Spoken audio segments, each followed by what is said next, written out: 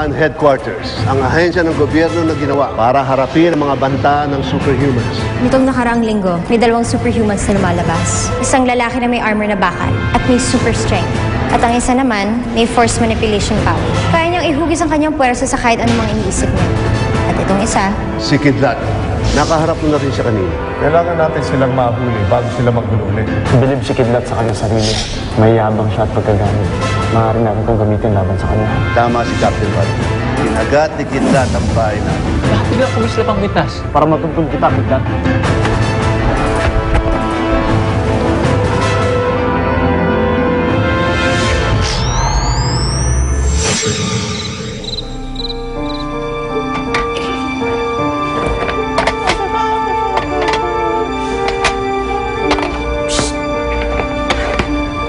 Ano yan? Ang ginagawa mo? Assignment ko po. Family tree po. Tray ka dyan.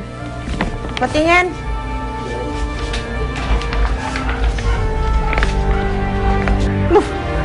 Oh!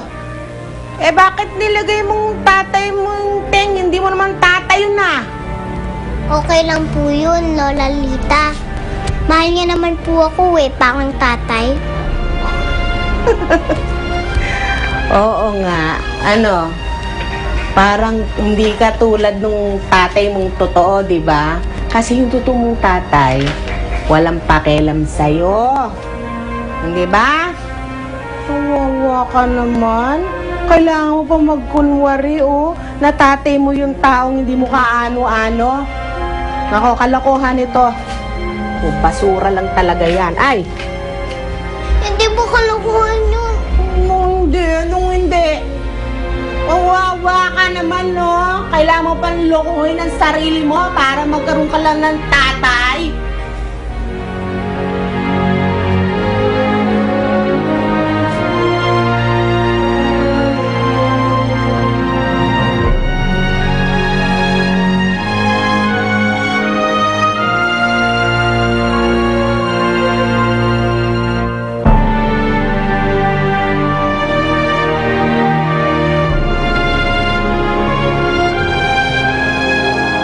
Bitiwan mo ako! pakawalan mo siya! Bitawan mo siya! Walang gagalaw. Huli ka na, Kidlat. Hindi! Hindi ako papayag! Babalikin ko siya pag hindi niyo pinakawalan si Kidlat. Subukan mo. Kung hindi, patay ka rin. Eh di magkamatayan tayo? Nasa kamay mo ang buhay ng babae ito, pati ang buhay ko. Pakawalan mo si Kidlat kung ayaw mo dumanak ang dugo namin dito. Huwag! Huwag, Cherry! Baba mo ang baril mo! Makinig ka sa kanya. Huli na kayo. Hindi ako papahuli ng buhay. Hindi ako papayag na bumalik sa dati kong buhay. Ayoko na maghirap. Pakawalan niyo na si Kidlat! Huwag mong gagawin ng Captain Bardem.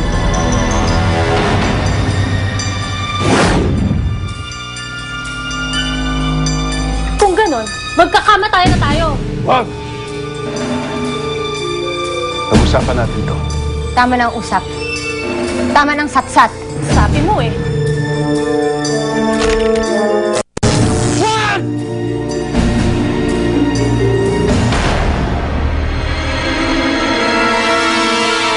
Wala ka na magagawa, Kidlat. Patay na siya dahil sa'yo.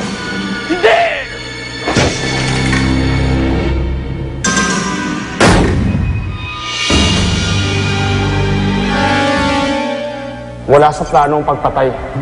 Hindi ako pumapatay. Huwag kang mag-alala. Hanggat maaari, hindi ko gagawin yun. Bakit mo iniwasan?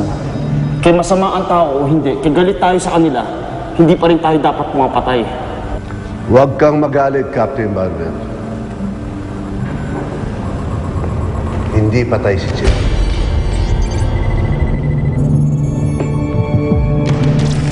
Advanced weapons technology yung ginamit sa paggawa ng baril na to. Iilan lang ang may ganito sa Pilipinas. At ang mga tauhan lang ng kalayaan ang na-issue ng ganito. Meron siya mga stun settings. Nakakapagpatulog lang ang bala nito. Buhay pa siya? Buhay na buhay. Maya-maya, Siguradong gising na yan.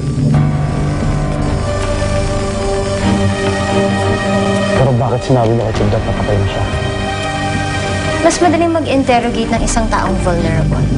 Mas exposed sa mga salubin niya. Mas madali tayo makakakuha ng sagot sa kanya. Ricky Almendral, a.k.a. Kidlat, tagapagmana ng Almendral Enterprises. Pero nalugi ang iyong ama. Naghirap kayo. Naging kasapi ka ng isang sindikato ng pagnanakaw. Niloko ka ulit ng mga kasindikato. Inilayang ka. Ricky Almendral? Tama. Nakilala ko na siya dati. Excuse lang, Tol. Yes, sir. Bago ka rito? Ako nga pala si Ricky Almendral, ang bagong electrician. Ako si Teng. Sige, muna na ako. Siya nga ang nasa tenement noon. Isa ka lang normal na tao, Ricky. Kaya ang tanong, saan mo nakuha ang kapangyarihan mo? Hindi ko alam. Nagising na lang ako na may powers na ako. Umamin ka na. Malalaman din namin kung nagsisinungaling ka. Sasabihin ng laser scanner na yan kung nagsasabi ka ng totoo. Hindi ako nagsisinungaling. Hindi ko talaga alam kung bakit ako may powers. Siguro dahil gusto ko talaga maging tulad mo. Gusto ko magka-powers para magawa ko ang kahit na ano. Para mabawi ko ang babae ng iwan sa akin. Para maibalik ko ang lahat ng yaman na ninakaw sa amin. Pero wala akong magawa. Dahil mahirap lang ako. Dahil pilay ako. Sobra akong pinahihirapan. At wala naman akong kasalanan. Jerry! Pero isang araw, bago ang lahat.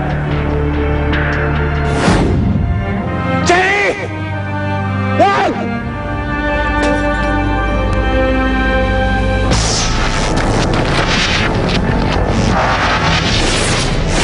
Jerry, huwag kang bibitawan. Dito na ako. Saan ka nanggaling? Bitawan mo ako. Ayoko na maghirap. Ayoko na mabuhay. Jerry, may kapangyarihan ako. May kapangyarihan ako na gawin lahat ng gusto ko. At lahat ng gusto mo. Basta huwag kang bibitaw. At ngayon wala na siya! Pinatay niyo siya! Kaya ipanalangin niyong di ako makawala dito. Dahil oras na makawala ako dito, humanda kayo! Gagantihan ko kayo! At sa sobrang bilis ko, hindi niyo malalaman kung sino tumira sa inyo!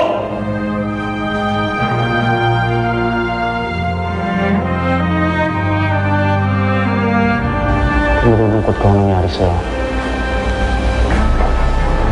Pero mali pa rin ang ginawa mo. Kahit ano man ang mangyari sa buhay ng isang tao, ano mang hirap ang kanyang pagdaanan, hindi pa rin dahilan yun para piliin niya ang gumawa ng masama. Binigyan ka ng kapangyarihan. Pwede mo sanang gamitin ito sa kabutihan, pero pinili mong gamitin ito para gumawa ng mali. Labag sa batas ng tao at ng Diyos ang iyong ginawa. Sariling batas ko ang sinusunod ko! At dahil dyan, kaya ka makukulang ng habang buhay.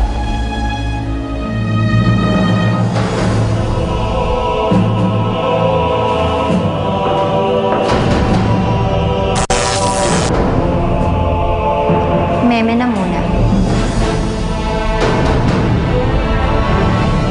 It's confirmed na huli ni Captain Barbel si Kidlat sa pagkikatulungan niya sa kalayaan at government agency na naatasan, nabantayan at huliin ang mga superhumans. May balita na ba tungkol Tonight, kay the Kidlat? public can sleep safe knowing that there's one less supervillain roaming the city streets thanks to Captain Barbel.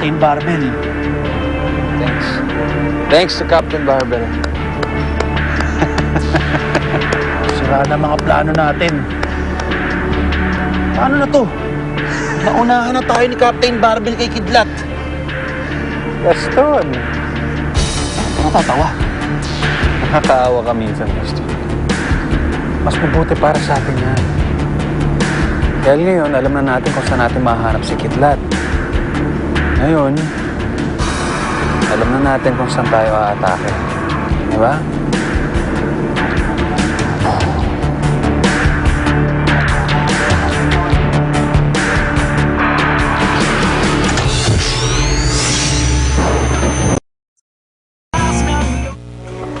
Ayon sa resulta ng laser scan during the interrogation, totoo ang lahat ng sinabi niya.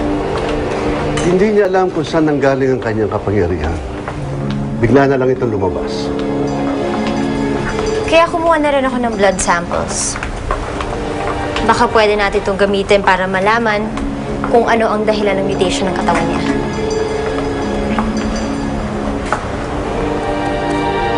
Paano yung dalawang nakaharap ko na isang araw? Ang taong bakal,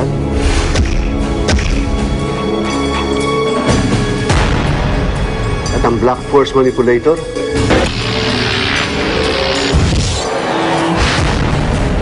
wala pa rin kami lead sa kanila. Halos magkakasabay silang sumulpot ni Kidlat. Duda ako may koneksyon sila kay Kidlat. Na maaaring maging susi para malaman natin kung saan nanggaling ang kanilang kapangyarihan. Kung gano'n ay kailangan natin sila makita kaagad. Pero kailangan maging listo tayo. Dahil oras na magamay nila ang kanilang kapangyarihan, magpapakita sila ulit. Babalik ako sa mga oras na yun. Sandali, Captain Barbel. Marami kaming operasyon na hindi nakakarating sa media. Baka may pagkakataon na kailanganin ka namin.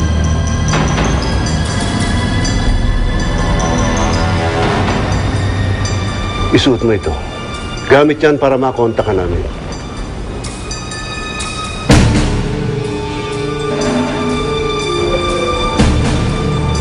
Hindi. Parang kung may tracking device yun. Ayoko na sinusundan ako. Mukhang may katauhan kang kailangan protektahan.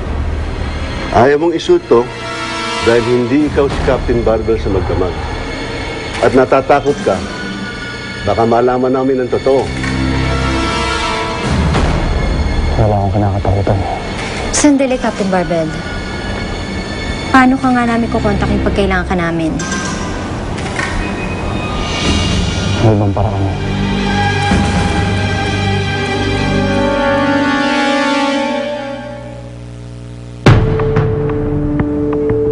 Kapag nagliwanag yan, asahan niyo yung darating ako. Sigurado ka bang makikita mo? Ako si Captain Barbel. At syudad ko ito. Lahat ng naririto nakikita ko. Tignan natin. Major, sindihan mo.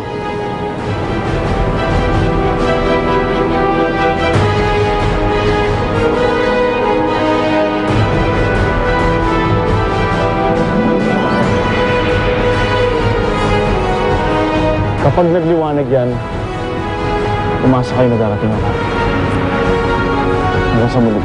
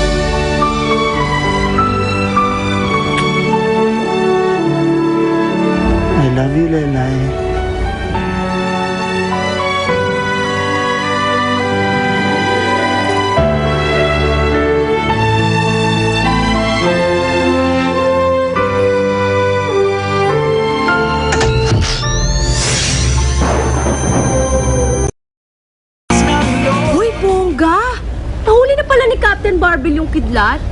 Well, at least, nabawasan na yung mga nanggugulo.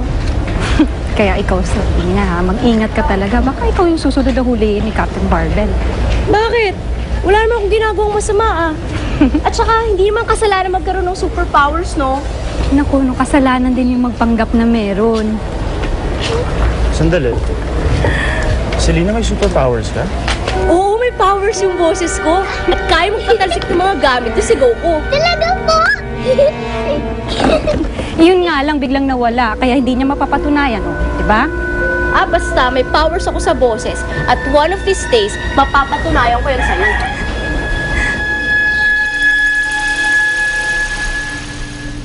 Alam mo, wala ding sense yung powers mo dahil hindi naman mapapakinabangan yan, eh. Lalo na sa buhay ngayon, ang dami naghihirap. Teng, nakahanap ka na ba ng trabaho? Hindi pa eh. Lagi ako nauunahan. Eh bakit? Di ba may in-offer si Robert sa'yo? Hindi mo ba gusto yun? Susubukan ko muna dun sa iba. Naku, syempre ayaw ni Teng yun. Eh, lalaki yan eh. Mas inuuna ang pride kaysa sa pagiging practical. Kuya Teng, ano po yung fried? Bakit niyo po inuuna yung fried? Unahan ko po yung fried kapag fried chicken yun. Fried chicken. Hindi ka na nga. Melanie, Selena, mauna na kami. Dito na yung eskwela ni Lele. Naku, Kuya Teng, pasan niyo muna ako. Sige na.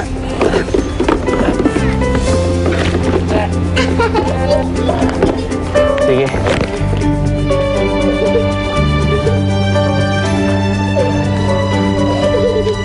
Yan. Yan ang powers ng bibig mo, Selena. Minsan nagsasalita ka na hindi ka nag-iisip, eh. Minsan talaga, ang sarap talaga pasakan ng bibig mo. Pati pa naman yung pride ni Tem, pinapakailaman mo. Diyos, na-hurt naman ang kumari ko.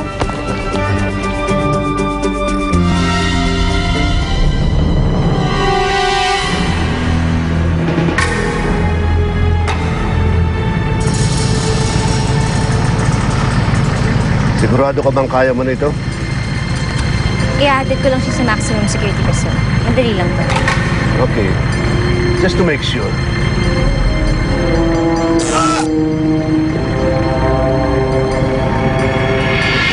Mas madaling ihatid ang isang presyon tulog. Okay, Lieutenant Larry. Mag-iingat ka. Yes, sir.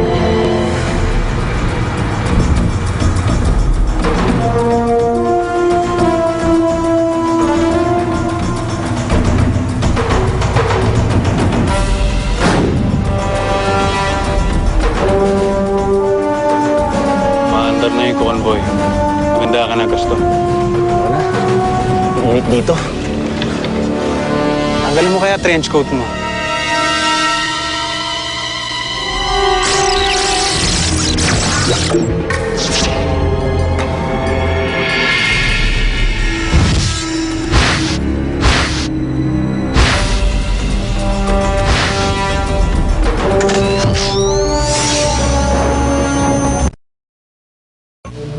Titing, listen mo.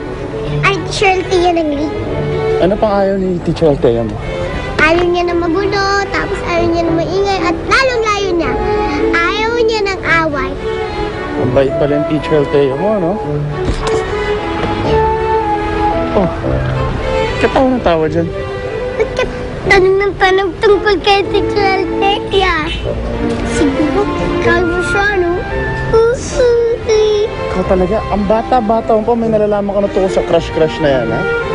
Eh kung di mo siya crush, ba't namumula ka? Tapos namumula yung tenga mo. Alam mo kung ba't namumula ako tsaka namumula yung tenga ko? Dahil ang bigat-bigat mo. Ikaw talaga. Mabigat ka na. Uy, ang kuya ko may crush. Bilis tayo na kayo, Ted! Bilis! Hey!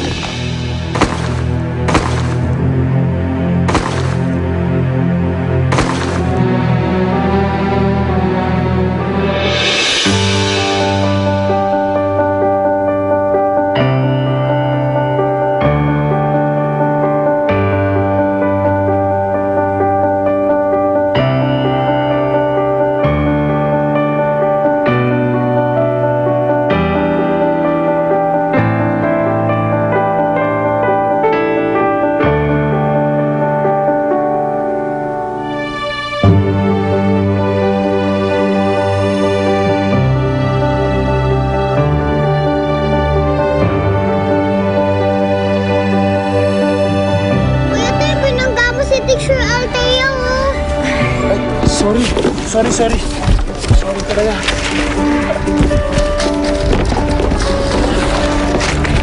Pasensya. Ay. Sorry talaga. Okay lang, weirdong Kuya Teng. Joke lang. Kasi naman kayo ang bilis-bilis nyo. Nasa eskwelahan kaya kayo? Si Kuya Teng talaga. Sige, mauna na ako. Magkita tayo sa klase, ha? Apa. Nagawa mo na yung assignment mo? Apa, ito po. Okay, very good. I'll see you. Sige. Sige.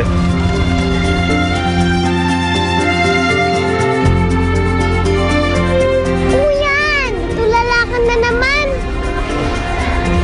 Sige na, Kuya Teng. Umalis na po kayo. Pumunta na po kayo sa ina-apply mo. Oo nga, no? Sige, pumasok ka na rin, ha?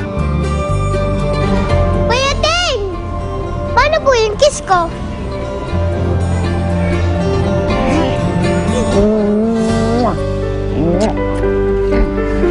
Sige. Ha? Makabait ka.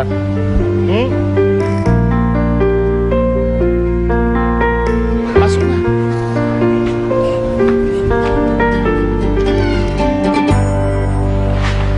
Oh, naku Brad, nahuli ka ng dating. May nauna na sa'yo. Yun, undergrad pa ng engineering. Ikaw, high school graduate lang. Sensya na Brad, better luck next time. Wala na bang iba? Kahit janitor lang? Ibang department kasi yun At saka, agency yung kumukuha ng mga janitor. Sensya na talaga Brad. Sige, salamat. Next time.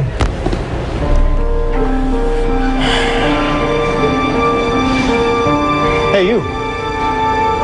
I know you. Ikaw si Teng, kapitbahay ni Melanie. Ba't ka nandito? Teng!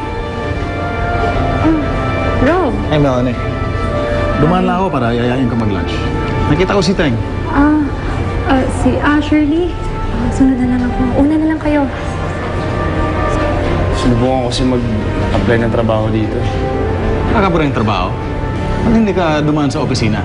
Di ba pinapapunta kita doon? Oo nga naman. Sayang may in-offer ni Rob sa'yo. Mag-iilang linggo na naghanap ka ng trabaho, di ba? Ayan na ang trabaho na nga lumalapit sa'yo. Alam mo, sumama ka na sa opisina. Check out mo lang. Sige, Teng.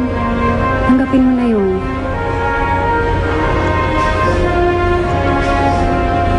Sige. Good man. Ha? Sige, Teng.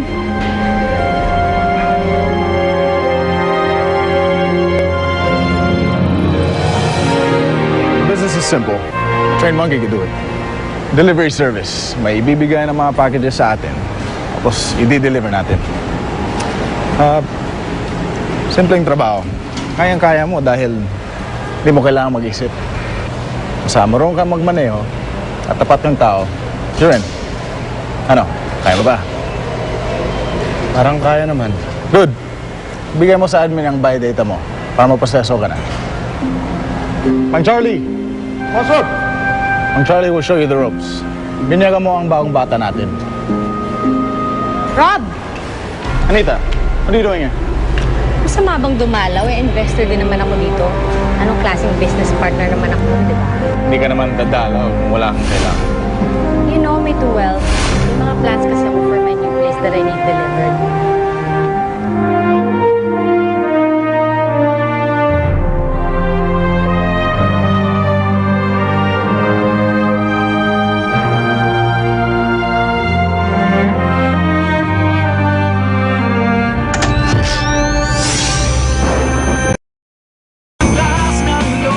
Sino siya? Yan? Wala yan. Bagong delivery boy. Ang Charlie, ako na bahala kay Tang. Yes, boss. Tara. Sige, Mang Charlie. Sige, Ma'am Anita.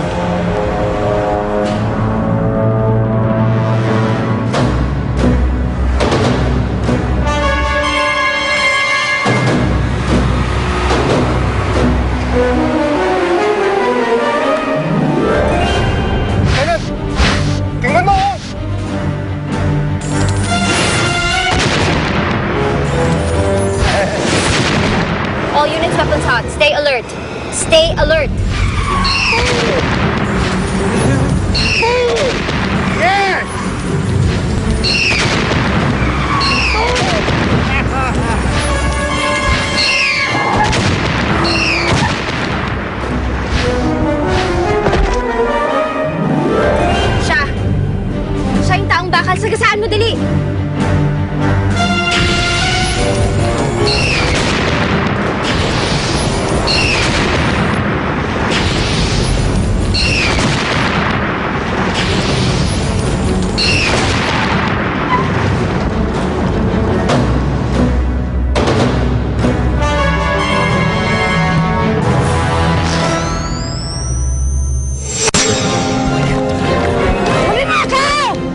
Ano nangyari? Ba't kayo niyatid si Kidlat sa kulungan? Inatake yung convoy namin ng dalawang superhumans. Pinatakas nila si Kidlat. Papayag ka bang maging kakampi namin? Labang kay Captain Barber. Oo. Wala ka lang tatakbuhan, walang yaka. Yung cellphone ko. Kahit magkakasama na tayong tatlo, hindi natin kaya makipagsabayan dyan sa Captain Barbell na yan. Hindi nga natin siya masasaktan ng direkta, pero pwede naman natin saktan ang mga mahal niya sa buhay.